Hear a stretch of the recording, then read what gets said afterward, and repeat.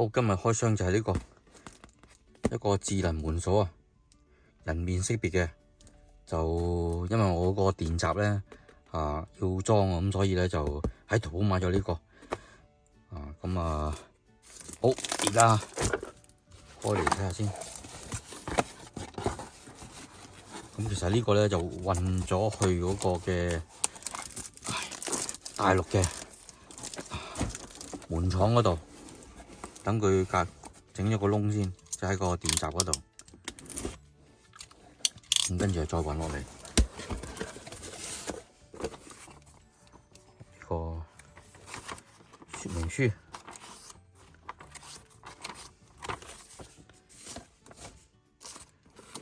呢個係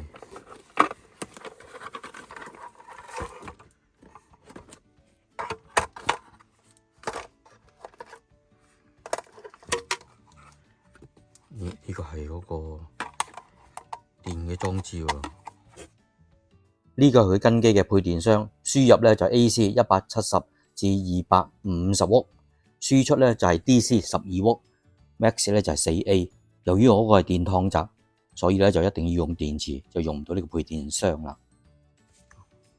呢條係嗰啲獲濕電嗰啲線啦。咁呢個擠返呢度，唔好開啦。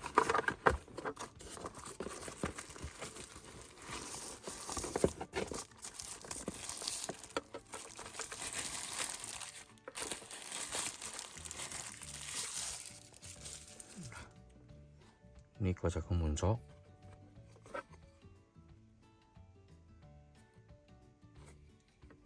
咁樣嘅。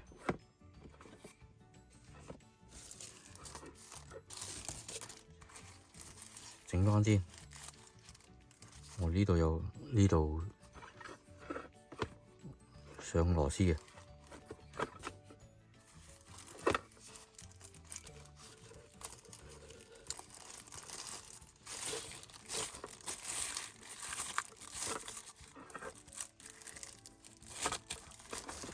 咁呢個咧，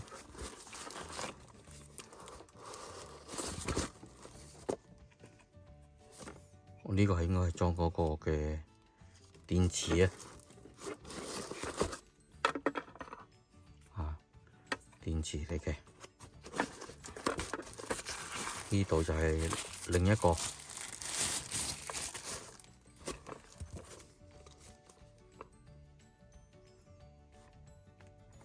呢個應該係出面啦，係啊，喺出面嘅，跟住呢個係裏面嘅，跟住上螺絲上緊佢。呢個係指紋，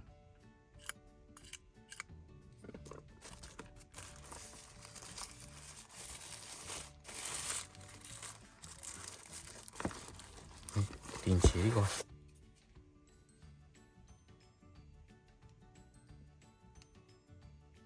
接線完成就最後裝入電池，有兩個 Type C 充電喺邊度啊？我呢度，咦？不如充返去先咁就，試埋佢條電線先。我就買咗兩嚿嘅，咁冇電嘅話咧，又即刻換另一嚿上去。電池輸出7.4伏5000mAh， 輸入咧就5伏2A 以下 Type C 接頭。好多配件啊，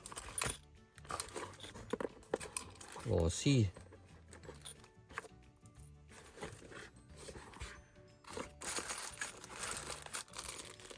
長嘅有，短嘅就有。Type C 充電，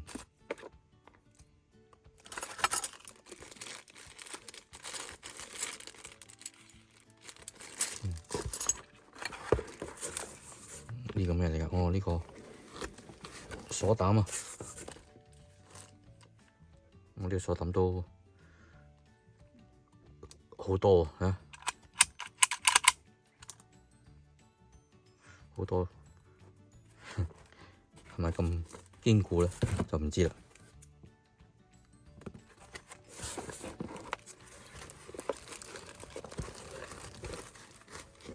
呢有3個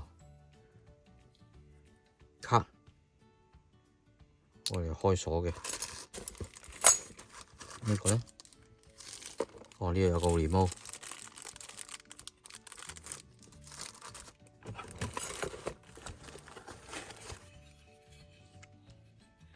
哦，呢個就係嗰個嘅鎖嘅另一邊啊，我哋扣住佢嘅。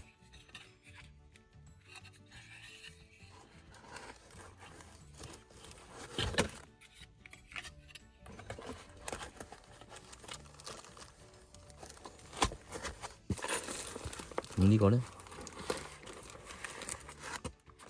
點解咁重嘅喂？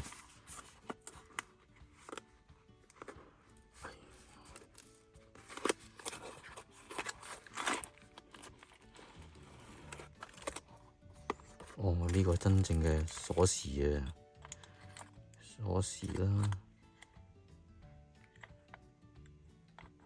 啟行，戶外專用。哇！呢啲鎖匙咁得意嘅，我未見過喎。嗱，呢個鎖膽，呢個鎖匙好過癮啊！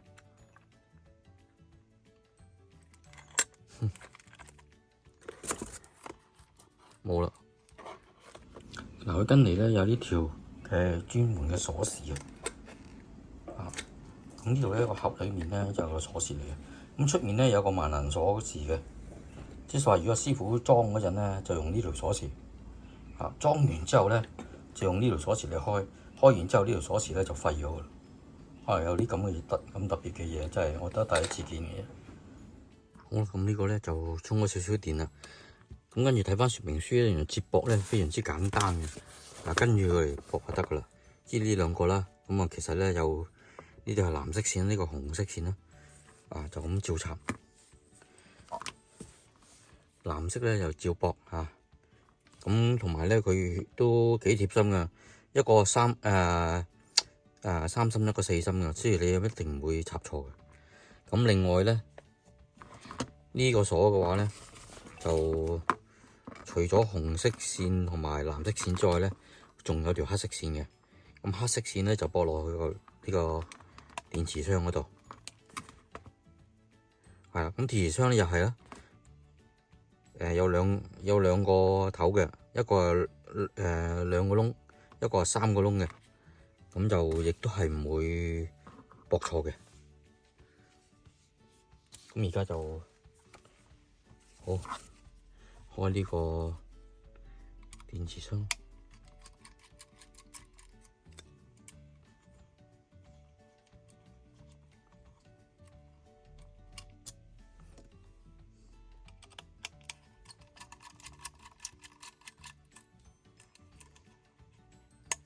呢個電池箱真係唔知會唔會防水啦。哦，原來咁樣嘅，呢度裏面咧有塊膠嘅，係啊，咁我哋防水嘅，啊幾好喎，唔錯。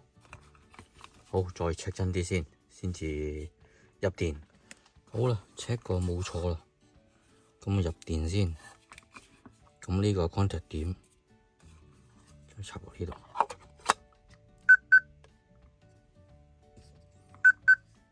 嗱，着咗啦而家。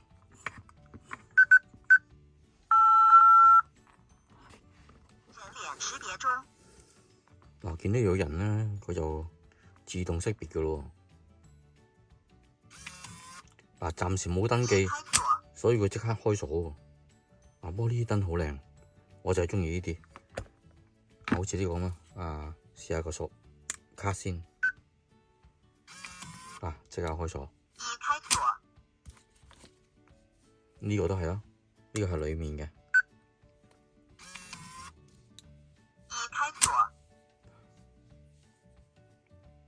好，仲有呢個。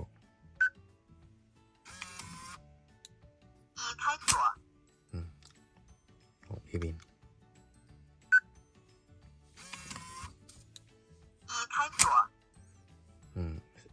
試埋呢張卡先，佢送3張卡嘅。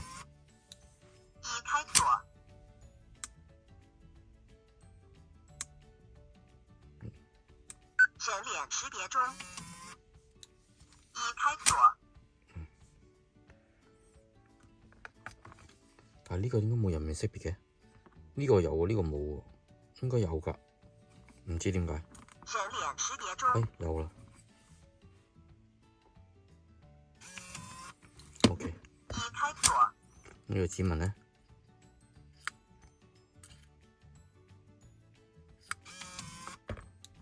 已開鎖。有冇登記啊？所以而家試下佢有冇反應先嘅。已開鎖。好，咁睇下點樣登記先嚇。就呢個換成佢一井啊！我之前呢就 set 咗，所以就而家要用指紋嚟解翻佢。用戶設置請按2，系統設置請按3，魔術設置請按4。啊，因為要 reset 佢，所以撳系統設定。時間設置請按1，信息查詢請按2，固件升級請按3，初始化請按4。4呢就係初始化。按井號鍵確認。操作成功，人臉識別中。嗱，咁啊全部洗晒㗎啦。好，再嚟個。人臉識別中。一井。管理員設置請按1。管理員設置一啦。添加管理員請按1，刪除管理員請按2。添加管理員啦。指紋、密碼、卡片請按1，人臉請按2。嗱，咁每一個 step 咧，佢都會講俾你聽點做嘅，所以咧就唔需要擔心。咁我而家加指紋。請輸入開鎖信息。咁啊，首先我入個密碼先啦，1、2、3、4、5、6井。請再次輸入。1、2、3、4、5、6井。001操作成功。咁佢係儲存咗喺001嗰度。咁跟住再用指紋啦。請移動手指，請移動手指，請移動手指，請移動手指，請移動手指。002操作成功。咁我入多隻手指。請輸入開鎖信息，請移動手指，請移動手指，請移動手指，請移動手指，請移動手指。003操作成功。請輸入開鎖信息。咁如果我人臉識別中。加呢個落去。004操作成功。跟住輸入開鎖信息。咁呢個我已經儲晒啦，所以出翻嚟。指紋、密碼、卡片請按1，人臉請按2。呢個唔係好靈敏嘅，我塊面嗰度。005操作成功。要行埋啲先得啊，原來。指紋、密碼、卡片請按咁就得啦。人臉請按添加管理員。走晒啦。好，咁而家撳一撳。人臉識別中，人臉識別中。即刻搞掂。已開鎖。幾快？就係咁樣樣啦。人臉識別中。咁另外仲有好多設定嘅，咁就有時間啦，其他設定唔多講啦。咁遲啲我擺個說明書喺網上，咁你大家自己睇啦。如果喺門出面嘅話咧，你行埋去咧，佢就會知道有人行埋去，就即刻人面識別。人臉識別中。唔需要撳任何掣咧，咁佢就識別咗個方面咧，就會開鎖啦。咁呢個非常之方便。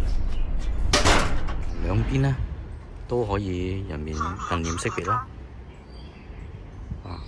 咁中間呢度咧就係個鎖咯。咁呢個咧就係個電池啦。咁呢個電池咧就唔知用幾耐啊，應該用好耐嘅。咁實測要用一排先知。咁呢度咧扭開螺絲啦。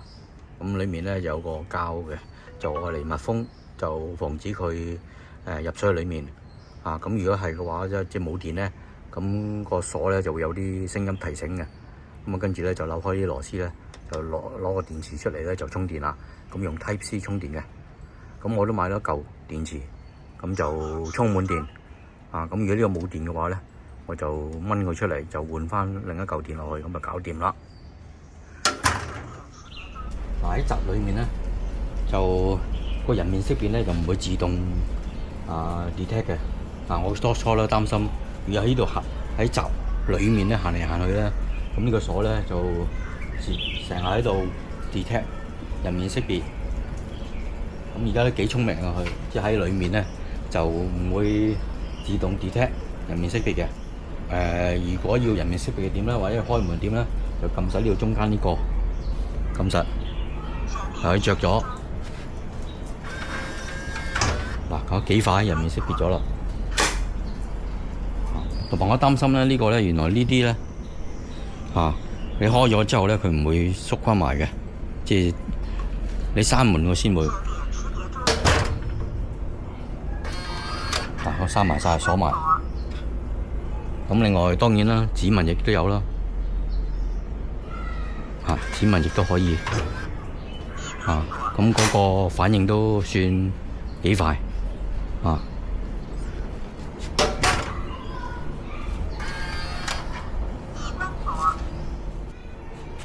另外卡片你都可以開鎖，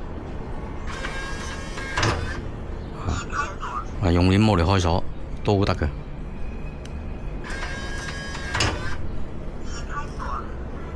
亦都可以用鎖匙嚟開鎖啦。